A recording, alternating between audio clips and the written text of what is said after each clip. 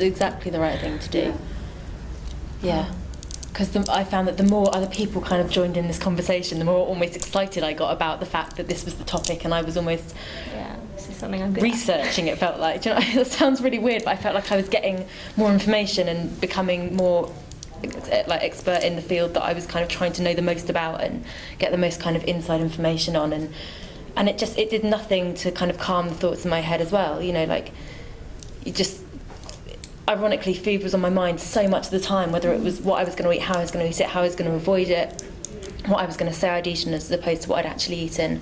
And I think, you know, the more other people brought that conversation up, the more my mind went into overdrive, just completely obsessing about all of that. So I think, just change the subject as much as you can. I was, when I did start to engage in this treatment, I was saying to my friends, like, is it okay to eat this? Is it all right to eat this?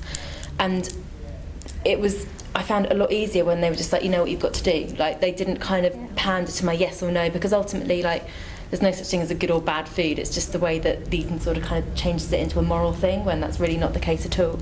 And so the more they took themselves out of that. More. Explain the morals. Okay, so food used to be food when I was a kid. It was nice or it wasn't in terms of like taste. That was it.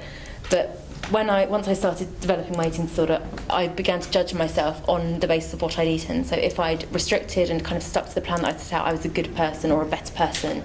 If I'd eaten more than I should have done, or if I'd binged and thrown up, or if I'd eaten, 10 calories more than I said I would in the diary I kept, then I was a horrible person, I was horrific, and it meant that I needed to punish myself more by restricting more the next day.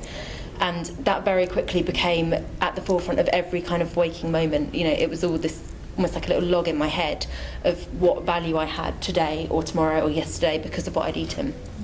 And I think the more that other people kind of either said yes to what I was eating or no to what I was eating, or yes or no to choices, as much as they weren't meaning it in a moral sense, it very much reinforced that in my head. So the more they could completely cut out of any kind of opinions on what I was eating and just say, just do what you need to do, or just say, you know what you're meant to be doing. That's all I'm going to say. That really helped me just kind of turned it into sort of something more neutral than what it had been for so long.